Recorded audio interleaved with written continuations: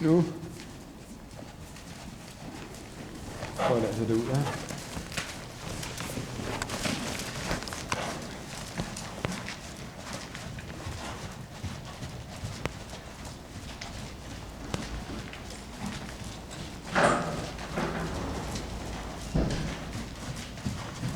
Den indvendige hånd lidt mere op, sådan jeg rigtig kommer kontakt op på venstre. Så går I stående, og du tager en, så kan du bare flytte lidt let i mundskåben, det er roligt frem. Sådan så du mærker, at din akse, den reagerer frem, og den traver rigtigt. Helt tid, godt. Ja, sådan lige stærkere, det er fint, godt trav. Bare mærk, når du tager tøjet, så giver den efter. Den stopper ikke op, du kan flytte din let i mundskåben. Og det er også udvendigt i øjeblik, sådan er det godt, godt. Lidt op igen med hånden, så det ikke armene hænger fast, sådan det ikke hænger fast i hovedet. Så ruller jeg op til udvendigt hjerte, sådan, ja, det var godt, det var godt. Ja, nyde det til en rigtig.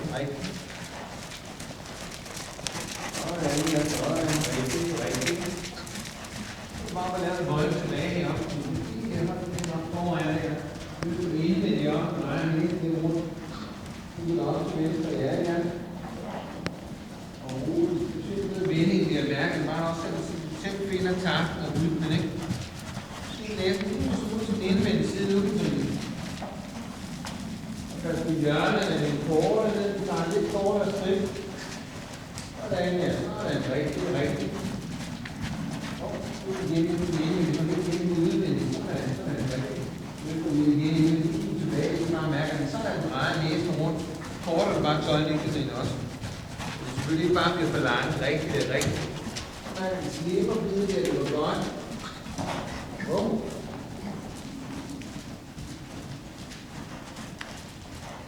En vending, ikke?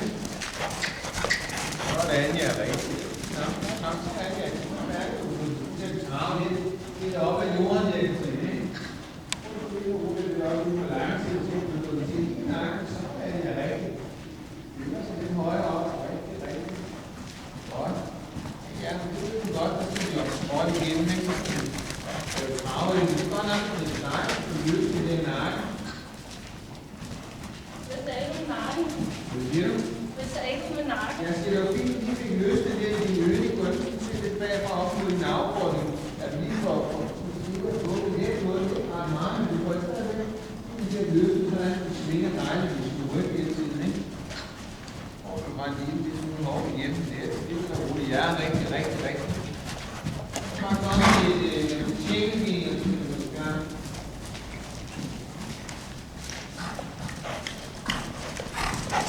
Og vi gør den højre side igen. Bare der en stille og roligt mærke, at det strækker. Ja, godt.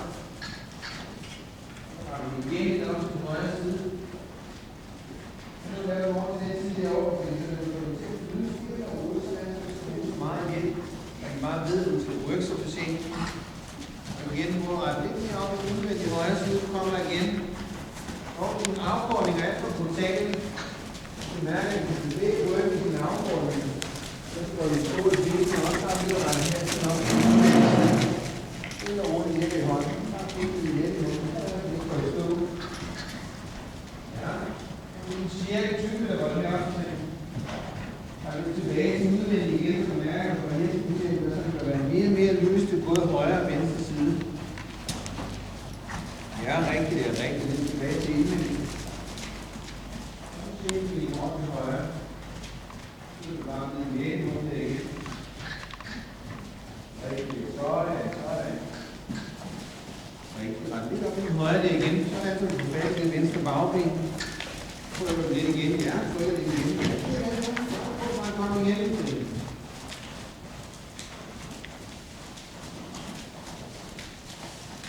Sådan, så vi skubber hovedet frem. Ja, rigtigt. Sådan, så vi gør rundt foran. Ja. Bare skifte ind over midten, og så vi op på højre ryggen. Eller rykke tilbage, gør bare sådan.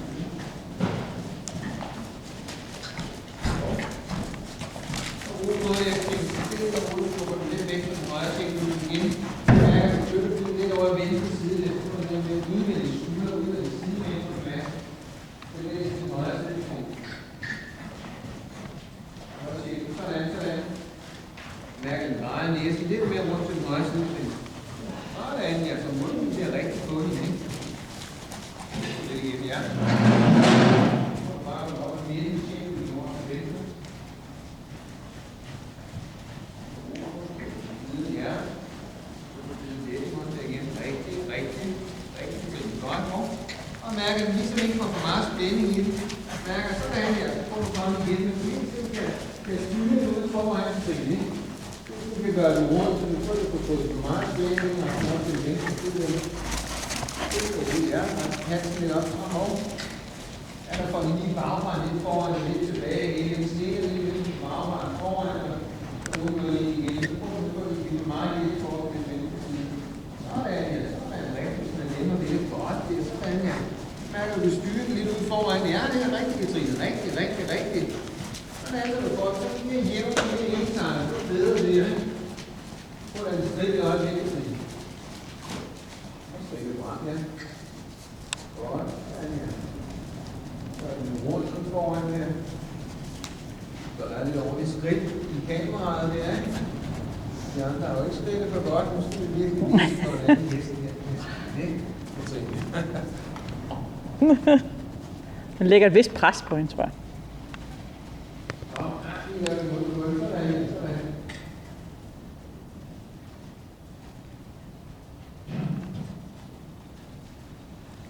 Så er det, jeg skulle herud, så skulle jeg lige hjælpe min søn med noget. Så havde lige nøglen inde på sædet af bilen, så kraftedeme, tror du ikke lort, det er låst, mand. Ej, pisse, mand. Det er da meget sige irriterende. Hvordan får jeg sådan en ud? Lås med? Eller ekstra nøglen? Som man jo altid har, ikke? Som jeg ikke har. Ja. Men det er elektronisk, der er ingen nøglehuller i eller noget, jo. Nej. Men det er også derfor, man skal have en nøgle 2, ikke? Så man smadrer et vindue ind, ikke? Jo, det kan man gøre. Det er ikke så sjovt, vel? Nej, det er ikke så billigt, vel? Nej. Kender du ikke en anden en, der har sådan en model? Det kan være, at de har samme frekvens. Ja. Ellers, du har ikke sådan en hul i... Nej, du kan heller ikke komme ind i bagagerummet. Den er låst af døren, det er lort. Sådan, ja, rigtigt. Det kan tænke godt. Ja. Sådan er der så meget, ikke? Jo. Men hvorfor er der ikke nogen reserver? Er du ikke råd til det? Jo, Efter en fin dyr bil, så ikke nogen reserver. Jeg ved ikke, hvor meget tur af min søn, han har blået. Om han har den ikke et eller andet sted i en jakkelomme eller et eller andet. Ja. Ja, så skal han bare finde den, jo. Ellers er der ingen julegaver. Ja, så det. Ja, Jeg kan se, en skridt der, det er rigtig god. ellers kender du ikke en, der stjæler biler? De kan jo få sådan en op på et øjeblik. Jamen desværre ikke. Jeg tænkte nemlig netop på, om du ikke kender nu. Linda, hun kender så mange. Jamen, jeg kender kun metoden med skruetrækkeren. Nå, Og den tror jeg ikke, du bliver glad for. er det bare hakken lige igennem Ja. døren? Eller hvad? Nej, det er lige låsen. Nå, Det virker på alle Ford. Ford? Mm. Ja, det er rigtigt. Det kan man jo åbne med en dåse. Ja, det er også, jeg mener. Ja. Hvorfor fanden har man ikke en Ford? Fordi man har haft en før. Ja. Det er derfor, man ikke har en. Hold da kæft, det ser koldt ud. Det der. Ja. Nå, Katrine, vi kommer lidt igen frem i trav. Bare lidt op til den højre side der nu. Jo. Mærken reagerer frem nu. Der render lidt tilbage med halsen. Sådan, ja. Rigtig. Jo. Bare lad det gå frem. Bare lad det lige til mærke, så brænder du. Så ved du, hvilken galoppe det er nu. Så kan du bare brænde lidt ned i traven her. Bare sørg for, at du ligesom rider det ud af traven eller galoppen. Det var flot. Lige gang, så du skubber ud af garnerne. Og så kan du gøre det igen nu. Ja, jeg kan bare ride den ud af, hvad hedder det, af galoppen her. Skubber lidt til, så er det rigtigt. Nå, det er ikke flot. Skal du op på udvendig højre der.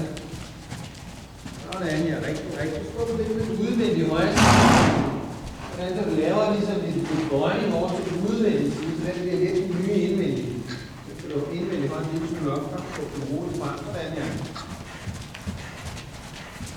Skubber lidt på højre side igen. Sådan, ja. Sådan, rigtig.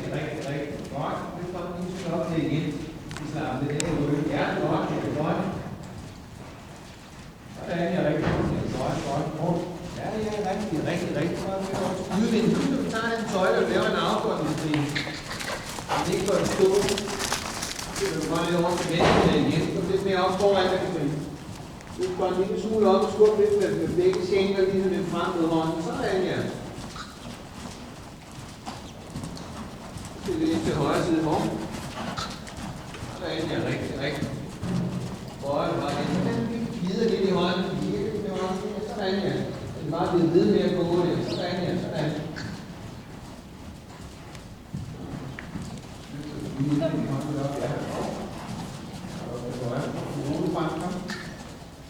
Gå igen, frem igen. Ja, sådan, sådan. Og så skubbe lidt igen, så du er ikke væk fra hånden, bare mærke, at du får lov til at frem på det. Så bringer du tilbage i tøjlet. Sådan, ja, sådan, sådan. Rigtig, det er godt, godt. Sådan, ja, rigtig, ja, ja, så bliver jeg lidt bedre, at man ser det. Ja, ja, lige nøjagtigt. Sådan, så det er godt. Det er over til venstre, det er godt, godt. Sådan her, så det er det. Godt, sådan her, godt. Det er bare en gas brændende derude, ikke? Nu er det. Så får du bare lidt ind op, så kunne din affordring, den går i stå. Og så lige lidt smule mere op foran dig. Sådan, det er rigtig, rigtig. Så bliver du meget, meget, det er også, at du gør så rundt.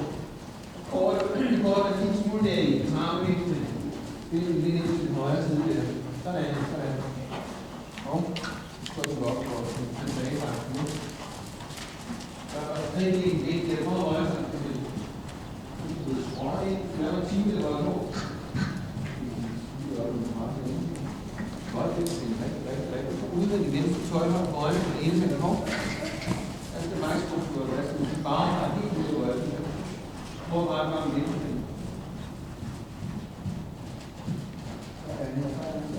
Rigtig, rigtig. Meget højere ben. Ja, rigtig, rigtig, rigtig. Godt, godt. Sådan, jeg skal bare lige over i højre. Forbered dig til det. Mærk, at det går så løs ud foran, at det ikke ser så fast foran. Det er lidt højre, venstre, lidt venstre.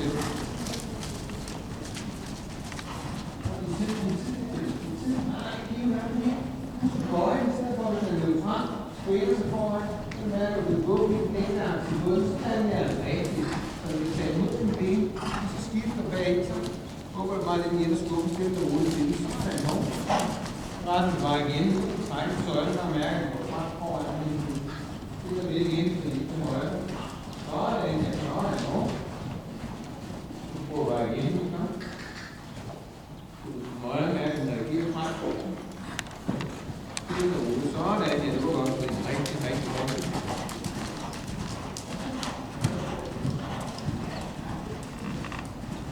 Ja, sådan. Så er det. Du højre det igen, fordi du kigger og koncentrerer sig ikke rigtig. Sådan, ja. Frem. Så er det nu, du tager på retchen igen. Koster stadigvæk flødeboller, selvom man bliver optaget på video. Ja,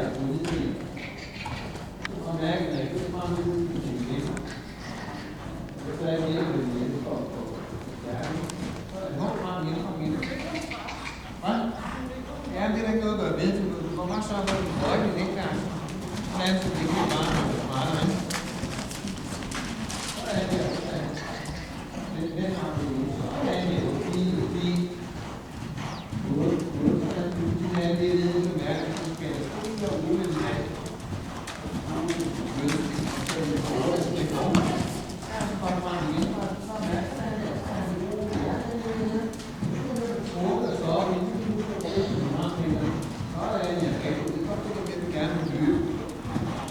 Vi var nødt til at mærke efter, når den fjerner, så kan vi tage det forward til det forward.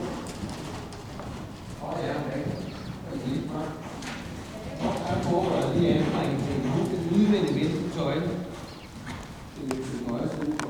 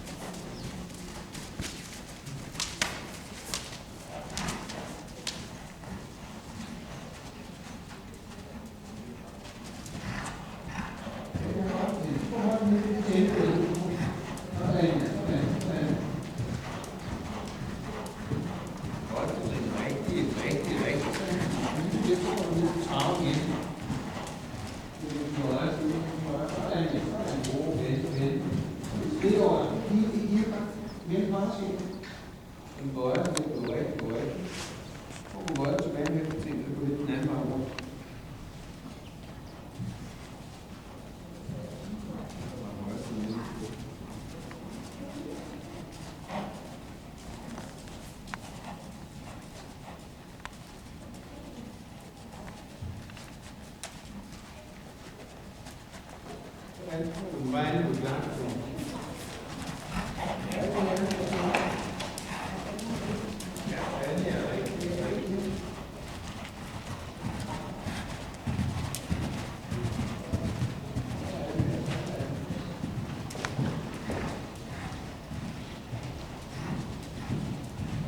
ene højre side på den flade, det kan skænke i vinden. Så prøv at du sidder og stikker den med den venstre skænke.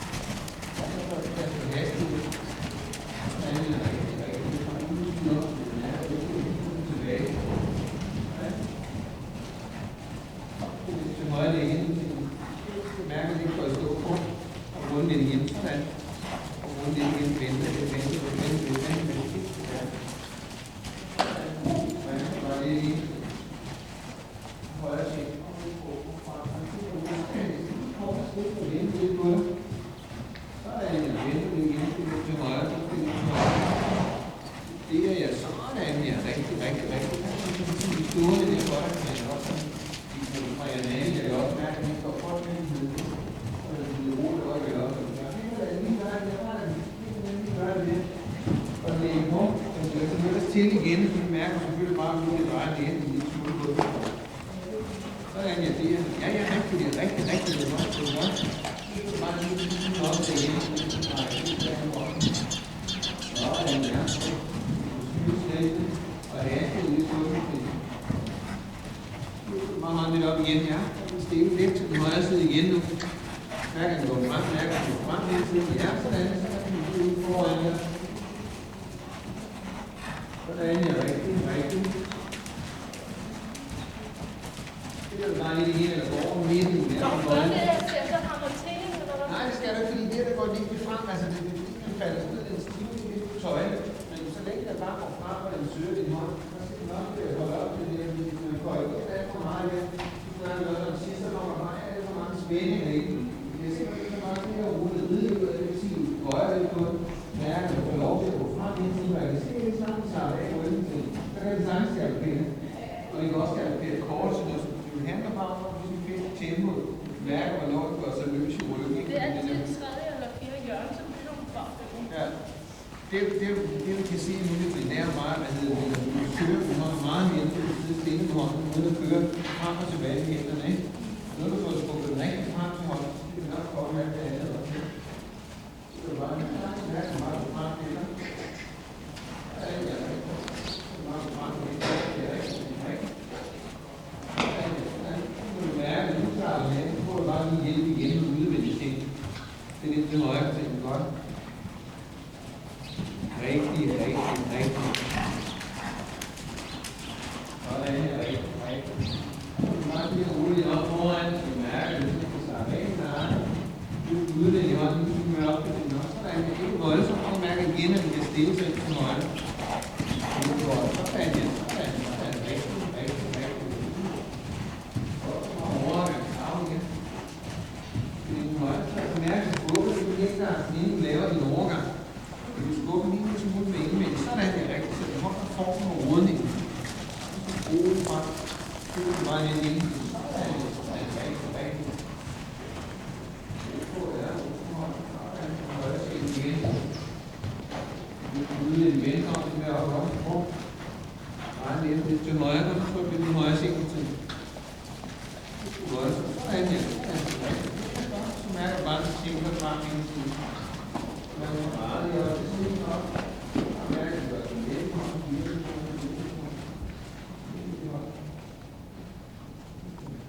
Så man er det udlagt. Vi går lidt frem med næsen. Og hvad er det nu på sådan en tid? Bare viden over. Så er det bare igen. Så kan du godt gøre det med andet. Lige nøjagtigt, så det er godt. Så er det frem igen. Strækker tingene op. Når den første er gået frem, så kan du hjælpe igen, hvis du synes, det går nok frem. Så bare er det lidt skænken lidt med hele tiden. Sådan er det rigtigt. Det er godt. Og vi er ret højt foran. Mærk, at den stiller, så bliver det stille lidt til den indvendige side. Jeps, godt. Stor lige. Godt.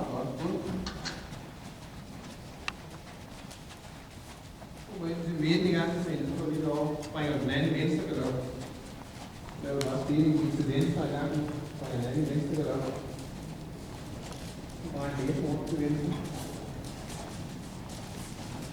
Ja, rigtig.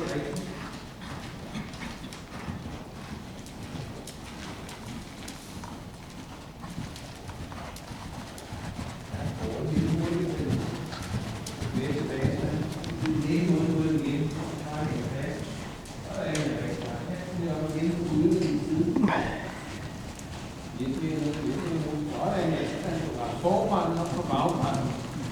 Rigtigt, det skal du lige hylde op der igen.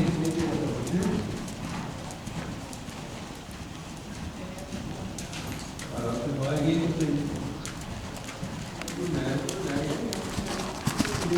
Det bare ligger og sejler afsted på søjlen. Okay. Højre side, det er nok på det, så det ikke ligger mærker bare stille og roligt skubber med frem. Sådan ja, rigtigt, den tager det med frem. Så det er lidt højere på godt. Sådan ja, rigtig, rigtigt. Og nu frem igen. Sådan ja, så kan vi mærke det senere her. Godt, det er rigtigt. Sådan ja, sådan lige nøjagtigt.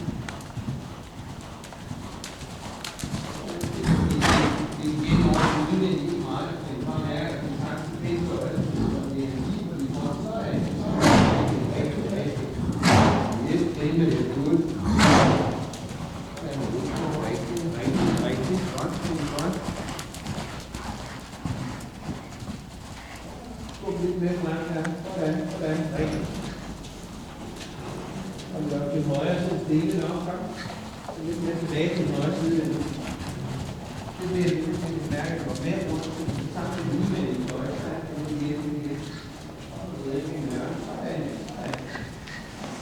Lidt tilbage til den. Det er meget spændende. Tilbage til den, du skal skubbe den på den, så du kan mærke, at den strækker halsen. Sådan ja, sådan.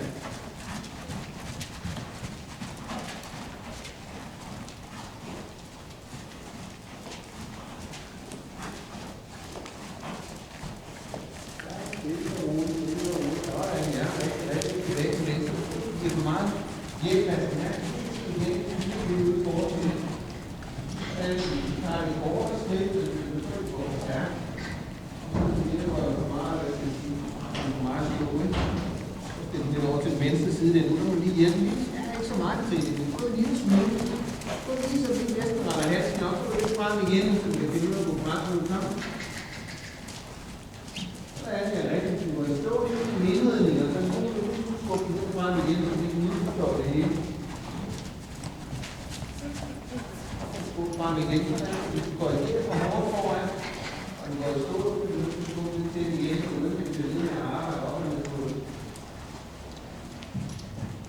Du gør lige, så du mærker, at vi går i kontakt, men er stille at gå på. Bruger lige til højre, så vi skal gøde en gang. Sådan, så kan du stille halsen igen.